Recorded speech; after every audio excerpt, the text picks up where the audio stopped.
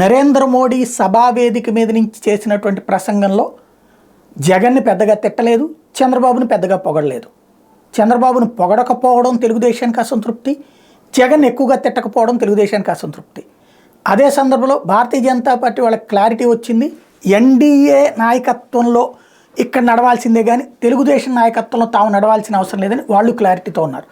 ఇప్పుడు scene cut చేస్తే ప్రధానమైనటువంటి వ్యవహారం ఏంటయ్యా అంటే, నరేంద్ర మోడీ ఇక్కడి నుంచి వెళ్ళాక అటు పక్కన తెలంగాణలో పట్టించారు, తమిళనాడులో పట్టించారు, ఇవన్నీ అయిపోయాక ఒక ట్వీట్ చేశారు. మొత్తం అయ్యాక ఆంధ్ర, తెలంగాణ, కర్ణాటక, తమిళనాడులో పర్యటించాను.